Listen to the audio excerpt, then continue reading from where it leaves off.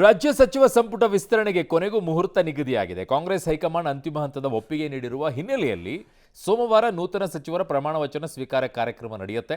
ಪ್ರಮಾಣ ವಚನಕ್ಕೆ ರಾಜಭವನದಲ್ಲಿ ಸಿದ್ಧತೆ ಮಾಡಿಕೊಳ್ಳೋಕ್ಕೂ ಕೂಡ ಸಿಎಂ ಡಿಕೆ ಶಿವಕುಮಾರ್ ಈಗಾಗಲೇ ಸೂಚನೆ ಕೊಟ್ಟಿದ್ದಾರೆ ಅಂತ ಅವರೇ ಹೇಳಿದ್ದಾರೆ.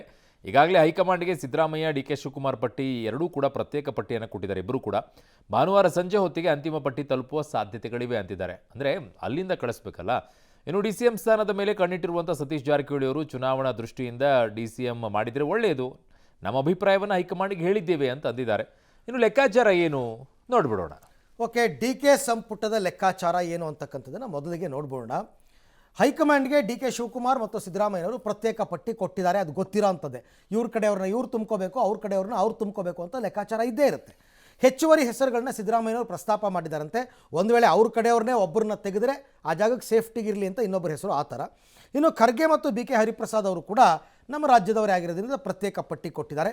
ಹೈಕಮಾಂಡ್ ಏನು ಇರೋದು 20 ಸ್ಥಾನ ತುಂಬಿಡೋಣ, ಹೆಂಗಿದ್ರು ನೀವು ಕೊನೆ ಎಲೆಕ್ಷನ್ ಇಯರ್ ಅಂದ್ಕೊಂಡ್ರೆ ನಿಮಗೆ ಸಿಗೋದೇ ಇನ್ನೊಂದು ವರ್ಷ ಅಂತ ಅವ್ರ ಲೆಕ್ಕಾಚಾರ. ಆ ಅತೃಪ್ತರಿಗೆ 2 ಸ್ಥಾನ ಬಾಕಿ ಉಳಿಸ್ಕೊಳ್ಳಿ, ಹಂಗೆ ಮಾಡಬೇಡಿ, 18 ಮಾತ್ರ ತುಂಬಿ ಅಂತ ಸಿದ್ದರಾಮಯ್ಯವರು ಸಲಹೆ ಕೊಟ್ಟಿದ್ದಾರೆ. ರಾಜ್ಯ ನಾಯಕರಲ್ಲಿ ಒಮ್ಮತ ಇಲ್ಲ ಸಹಜವಾಗಿ. ಹಾಗಾಗಿ ರಾಹುಲ್ ಗಾಂಧಿ ನೀವೇನು ಬೇಡ, ನೀವು ಹೊರಡಿ, ನೀವು ನಾನೇ ಎಲ್ಲನೂ ಫೈನಲ್ ಮಾಡಿಬಿಟ್ಟು ನಿಮಗೆ ಲಿಸ್ಟ್ ಕಳಿಸ್ಕೊಡ್ತೀನಿ, ಅದ್ರ ಪ್ರಕಾರ ಮಾಡಿ ಅಂತ ಹೇಳಿ ಕಳಿಸಿದಾರಂತೆ. ಅಲ್ಲಿಗೆ ಸಿದ್ದು ಮತ್ತು ಡಿ ಕೆಗೆ ರಾಹುಲ್ ಗಾಂಧಿ ಅವರು ಕೊಟ್ಟಿರೋ ಮಾಸ್ಟರ್ ಸ್ಟ್ರೋಕು ಏನು ಅಂದರೆ, ಸಿದ್ದು ಕ್ಯಾಬಿನೆಟ್ನಲ್ಲಿದ್ದ ಡಜನ್ ಸಚಿವರಿಗೆ ಮಂತ್ರಿಗಿರಿ ಇಲ್ಲ. ಪಾಪ ತುಂಬ ಜನ ಪ್ರಭಾವಿಗಳು, ಬಲಾಢ್ಯರು ಎಲ್ಲ ಥರದಲ್ಲೂ ಇದ್ದಂಥವ್ರಿಗೆ ಇಲ್ವಂತೆ. 10 ರಿಂದ 12 ಮಾಜಿ ಸಚಿವರಿಗೆ ಸಚಿವ ಸ್ಥಾನ ಇಲ್ಲ ಅಂತಿದ್ದಾರೆ. 5 ರಿಂದ 6 ಜನಕ್ಕೆ ಮಾತ್ರ ಕೊಡ್ತೀವಿ ಅಂತ ಹೇಳಿದ್ದಾರೆ.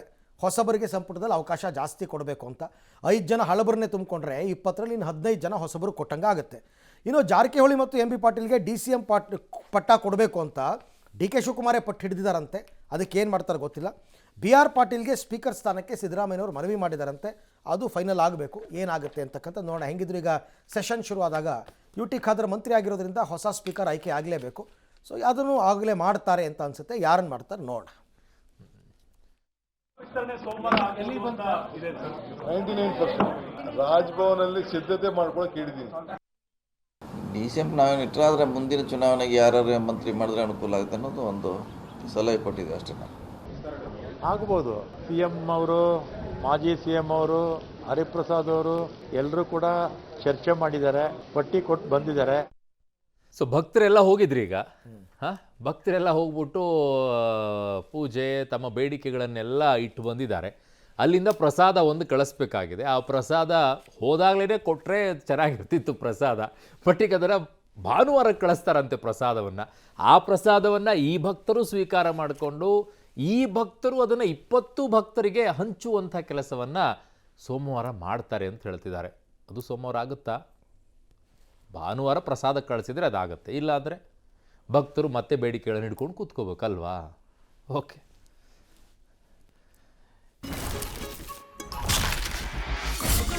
ಸಾಂಪ್ರದಾಯಿಕ ರೆಸಿಪಿ, ಮತ್ತಷ್ಟು ಬೇಕೆನಿಸುವ ರುಚಿ. ಕೋಡುಬಳೆ ಅಂದ್ರೆ ಅಡುಕಲೆ. ಇನ್ನು ಪ್ರಧಾನಿ ನರೇಂದ್ರ ಮೋದಿ ನಾಳೆ ಮೈಸೂರಿಗೆ ಬರ್ತಾ ಇದ್ದಾರೆ. ನಾಳೆ ಮಧ್ಯಾಹ್ನ 2:55ಕ್ಕೆ ವಿಶೇಷ ವಿಮಾನದ ಮೂಲಕವಾಗಿ ಮೈಸೂರಿನ ಮಂಡಕಳ್ಳಿ ವಿಮಾನ ನಿಲ್ದಾಣಕ್ಕೆ ಮೋದಿ ಆಗಮಿಸ್ತಾರೆ. ನಂತರ ವಿಶೇಷ ಹೆಲಿಕಾಪ್ಟರ್ನಲ್ಲಿ ಓವಲ್ ಮೈದಾನಕ್ಕೆ ಮಧ್ಯಾಹ್ನ 3:15ಕ್ಕೆ ಪ್ರವೇಶಿಸ್ತಾರೆ. ಮಧ್ಯಾಹ್ನ 3:25ಕ್ಕೆ ಓವಲ್ ಮೈದಾನದಿಂದ ರಸ್ತೆಯ ಮೂಲಕವಾಗಿ ವಿವೇಕ ಸ್ಮಾರಕಕ್ಕೆ ಭೇಟಿ ಕೊಡ್ತಾರೆ. ರಾಮಕೃಷ್ಣ ಆಶ್ರಮಕ್ಕೆ ತೆರಳಿ 5 ನಿಮಿಷ ಧ್ಯಾನ ಮಾಡ್ತಾರೆ. ನಾಳೆ ಮಧ್ಯಾಹ್ನ 3:30ರಿಂದ 5:15ರವರೆಗೆ ರಾಮಕೃಷ್ಣ ಆಶ್ರಮದ ಶಾಲೆಯ ವೇದಿಕೆ ಕಾರ್ಯಕ್ರಮದಲ್ಲಿ ಭಾಗಿಯಾಗ್ತಾರೆ. ಸಂಜೆ 5:55ಕ್ಕೆ ಮೈಸೂರು ವಿಮಾನ ನಿಲ್ದಾಣದಿಂದ ವಿಶೇಷ ವಿಮಾನದ ಮೂಲಕ ದೆಹಲಿಗೆ ತೆರಳುತ್ತಾರೆ. ಶಿಲ್ಪಿ ಅರುಣ್ ಯೋಗಿರಾಜ್ ಕೆತ್ತಿದ ಸ್ವಾಮಿ ವಿವೇಕಾನಂದರ ಏಕಶಿಲಾ ಮೂರ್ತಿಯನ್ನು ಪ್ರಧಾನಿಗಳಿಗೆ ನೀಡಲಾಗ್ತಾ ಇದೆ. ಈ ಮಧ್ಯೆ ಮೈಸೂರು ಭೇಟಿಯ ಬಗ್ಗೆ ಪ್ರಧಾನಿ ಮೋದಿಯವರು ಎಕ್ಸ್ನಲ್ಲಿ ಮಾಹಿತಿಯನ್ನು ಹಂಚಿಕೊಂಡಿದ್ದಾರೆ. ಇದು 1892ರಲ್ಲಿ ಸ್ವಾಮಿ ವಿವೇಕಾನಂದರು ಮೈಸೂರಿಗೆ ನೀಡಿದ್ದ ಐತಿಹಾಸಿಕ ಭೇಟಿಯ ನೆನಪಿನಲ್ಲಿ ನಿರ್ಮಾಣಗೊಂಡಿದೆ. ನಮ್ಮ ಯುವ ಜನತೆಯನ್ನು ಸಬಲೀಕರಣಗೊಳಿಸುವಲ್ಲಿ ಹಾಗೂ ಸ್ವಾಮಿ ವಿವೇಕಾನಂದರ ಉದಾತ್ತ ಚಿಂತನೆಗಳನ್ನು ಪ್ರಚಾರಪಡಿಸುವಲ್ಲಿ ಇದು ಮುಂಚೂಣಿಯಲ್ಲಿರಲಿದೆ ಅಂತ ಮೋದಿ ಹೇಳಿದ್ದಾರೆ. ಪ್ರಧಾನಿಯ ಆಗಮನದ ಹಿನ್ನೆಲೆಯಲ್ಲಿ ಭದ್ರತೆಗಾಗಿ SPG ಸೇರಿದಂತೆ ಹಿರಿಯ ಪೊಲೀಸ್ ಅಧಿಕಾರಿಗಳೆಲ್ಲ ಸ್ಥಳ ಪರಿಶೀಲನೆಯನ್ನು ಮಾಡ್ತಾ ಇದ್ರು. ಆ ಸಂದರ್ಭದಲ್ಲಿ ಯುವಕನೊಬ್ಬ ಲಾಂಗ್ ಹಿಡಿದು ಭಯದ ವಾತಾವರಣ ಸೃಷ್ಟಿ ಮಾಡಿಬಿಟ್ಟಿದ್ದಾನೆ. ಇನ್ನು ಇತ್ತೀಚೆಗೆ ಪ್ರಧಾನಿ ಮೋದಿ ಇನ್ಸ್ಟಾಗ್ರಾಮ್ನಲ್ಲಿ ಫುಲ್ ಆಕ್ಟಿವ್ ಆಗಿಬಿಟ್ಟಿದ್ದಾರೆ. ನೀಟ್ ದಂಗಲ್ ಬಳಿಕ ಮಧ್ಯರಾತ್ರಿ 4ನೇ ವಿಡಿಯೋವನ್ನು ಹರಿಬಿಟ್ಟಿದ್ದಾರೆ. ಹೊಸ ವಿಡಿಯೋದಲ್ಲಿ ಪರೀಕ್ಷಾ ಅಕ್ರಮ ತಡೆ ವಿಧೇಯಕದ ಅಂಗೀಕಾರವು ಭಾರತಕ್ಕೆ ಒಂದು ಐತಿಹಾಸಿಕ ಕ್ಷಣವಾಗಿದೆ ಅಂತ ಹೇಳಿದ್ದಾರೆ. ಆದರೆ ಪ್ರಧಾನಿ ಮೋದಿ ವಿಡಿಯೋಗೆ CJP ಸಂಸ್ಥಾಪಕ ಅಭಿಜಿತ್ ದೀಪ್ಗೆ ವ್ಯಂಗ್ಯವಾಡಿದ್ದಾರೆ. ದೇಶದ ಭವಿಷ್ಯಕ್ಕಿಂತ ನಿಮ್ಮ ಚರ್ಮವೇ ಹೆಚ್ಚು ಹೊಳಪಿನಿಂದ ಕೂಡಿದೆ ಅಂದಿದ್ದಾರೆ. ಈ ಮಧ್ಯೆ ಪತ್ರಕರ್ತರ ಪ್ರಶ್ನೆಗೆ ಗರಂ ಆಗಿರುವ ರಾಹುಲ್ ಗಾಂಧಿ, ನೀವೇನು BJPಗರಾ ಅಂದಿದ್ದಾರೆ. ಪ್ರಧಾನಮಂತ್ರಿಗಳು ನಮ್ಮ ಮೈಸೂರಿಗೆ ಬರ್ತಾ ಇದ್ದಾರೆ ಅಂದಾಗ ಅವ್ರ ಹತ್ರ ನಾನು ರಿಕ್ವೆಸ್ಟ್ ಮಾಡ್ಕೊಂಡೆ ನಾನೇನಾದ್ರು ಕೊಡ್ತೀನಿ ಸ್ವಾಮೀಜಿ ಅಂತ. ಅವರು ಆಯ್ತು ಅರುಣ್ ಅಂತ ಹೇಳಿ ಒಂದು ಮಾಡಿ ಅಂತ ಹೇಳಿ ಒಂದು ಕೊಟ್ಟರು. 18 ಇಂಚು ಎತ್ತರದ ಇದು ಅಮೃತ ಶಿಲೆ ಅಂತ ಹೇಳ್ತೀವಿ, ಮಾರ್ಬಲ್. ಎಲ್ಲೂ ಸಹ ಒಂದು ಕಪ್ಪು ಚುಕ್ಕಿ ಇರೋದಿಲ್ಲ ಅಂತಹ ಕಲ್ಲು. ಪ್ರಸಿದ್ಧ ಬಾಂಗ್ಲಾದೇಶಿ ಲೇಖಕಿ ಹಾಗೂ ಮಾನವ ಹಕ್ಕುಗಳ ಹೋರಾಟಗಾರ್ತಿ ತಸ್ಲಿಮಾ ನಸ್ರೀನ್ 19 ವರ್ಷಗಳ ನಂತರ ಕೋಲ್ಕತ್ತಾಗೆ ಮರಳಿದ್ದಾರೆ. 2007ರಲ್ಲಿ ಅವರ ದ್ವಿಖಂಡಿತೋ ಪುಸ್ತಕದ ವಿರುದ್ಧ ಭಾರೀ ಪ್ರತಿಭಟನೆ ಹಾಗೂ ಬೆದರಿಕೆಗಳು ವ್ಯಕ್ತವಾದ ನಂತರ ಕೋಲ್ಕತ್ತಾ ತೊರೆದಿದ್ದರು.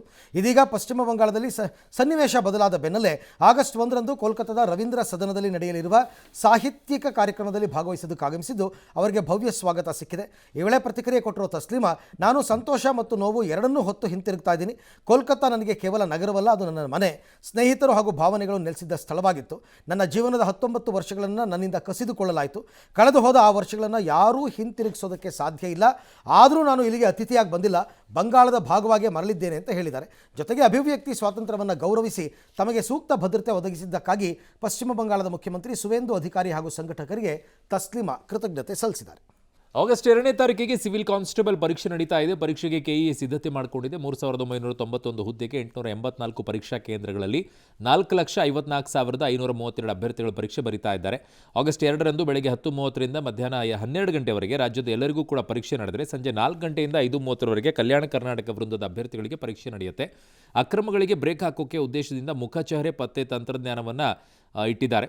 ಪರೀಕ್ಷಾ ಕೇಂದ್ರ ಹಾಗೂ ಕೊಠಡಿಯಲ್ಲಿ CCTV ಕಣ್ಗಾವಲು ಇರುತ್ತೆ. ಜಿಲ್ಲಾ ಪೊಲೀಸರೇ ನಿರ್ವಹಣೆ ಮಾಡ್ತಾರೆ ಇದನ್ನೆಲ್ಲ. ಒಟ್ಟಾರೆ ಪರೀಕ್ಷಾ ಮೇಲ್ವಿಚಾರಣೆಯನ್ನು ಆಯಾ ಜಿಲ್ಲಾಧಿಕಾರಿಗಳಿಗೆ ಕೊಟ್ಟಿದ್ದಾರೆ. ಡ್ರೆಸ್ ಕೋಡ್ ಬಗ್ಗೆ ಒಂದಿಷ್ಟು ಮಾರ್ಗಸೂಚಿಯನ್ನು ಹೊರಡಿಸಿದ್ದಾರೆ. ನೆನಪಲ್ಲಿಟ್ಕೊಳ್ಳಿ, ಕಿವಿ, ತಲೆ ಮತ್ತು ಮುಖ ಮುಚ್ಚುವಂಥ ಯಾವುದೇ ಉಡುಪುಗಳನ್ನು ಹಾಕುವಂಗಿಲ್ಲ. ಉದ್ದ ತೋಳಿನ ಡ್ರೆಸ್ ಕೂಡ ಹಾಕುವಂಗಿಲ್ಲ. ಮೂಗುತಿ, ಮಂಗಳಸೂತ್ರ ಹೊರತುಪಡಿಸಿ ಉಳಿದ ಯಾವುದೇ ಆಭರಣ, ಲೋಹದ ವಸ್ತುಗಳನ್ನು ಹಾಕುವಂಗಿಲ್ಲ. ಶೂ ಕೂಡ ಹಾಕುವಂಗಿಲ್ಲ. ಬದಲಿಗೆ ಚಪ್ಪಲಿ, ಕಡಿಮೆ ಹಿಮ್ಮಡಿ ಇರುವಂಥ ಸ್ಯಾಂಡಲನ್ನು ಧರಿಸಬೇಕು.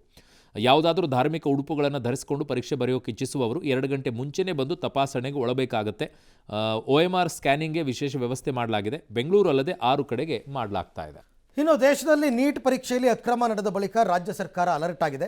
ಇದೇ ಮೊದಲ ಬಾರಿಗೆ 70,000ಕ್ಕೂ ಅಧಿಕ ಹುದ್ದೆಗಳ ನೇಮಕಾತಿಗೆ ಸಿದ್ಧತೆ ನಡೆಸಲಾಗಿದ್ದು, ಸಂಪೂರ್ಣ ನೇಮಕಾತಿ ಪ್ರಕ್ರಿಯೆಯನ್ನು ಅತ್ಯಂತ ಪಾರದರ್ಶಕವಾಗಿ ಕಟ್ಟುನಿಟ್ಟಿನಿಂದ ನಡೆಸೋದಕ್ಕೆ ಕ್ರಮ ಕೈಗೊಳ್ಳಬೇಕು ಅಂತ ಅಧಿಕಾರಿಗಳಿಗೆ ಮುಖ್ಯಮಂತ್ರಿಗಳು ಸೂಚನೆ ಕೊಟ್ಟಿದ್ದಾರೆ. ಮುಂಬರುವ ನೇಮಕಾತಿಗಳಿಗೆ ಕೈಗೊಂಡಿರುವ ಸಿದ್ಧತೆಗಳ ಬಗ್ಗೆ ಹಿರಿಯ ಅಧಿಕಾರಿಗಳ ಸಭೆ ನಡೆಸಿದರು. ಯಾವುದೇ ಪರೀಕ್ಷಾ ಅಕ್ರಮಗಳಿಗೆ ಅವಕಾಶ ಇರಬಾರದು. ದೇಶಕ್ಕೆ ಮಾದರಿಯಾಗಿ ನೇಮಕಾತಿ ಪ್ರಕ್ರಿಯೆ ಕೈಗೊಳ್ಳಬೇಕು. ಪರೀಕ್ಷಾ ಅಕ್ರಮ ನಡೆದರೆ ಜಿಲ್ಲಾ ಮಟ್ಟದ ಹಿರಿಯ ಅಧಿಕಾರಿಗಳೇ ಜವಾಬ್ದಾರಿ. ಎಲ್ಲ ಕೋಚಿಂಗ್ ಸೆಂಟರ್ಗಳ ಮೇಲೆ ಕಣ್ಗಾವಲು ಇಡಬೇಕು ಅಂತ ಸೂಚಿಸಿದ್ದಾರೆ. KPSC ಹಗರಣ ಬಗದಷ್ಟು ಬಯಲಾಗ್ತಾ ಇದೆ.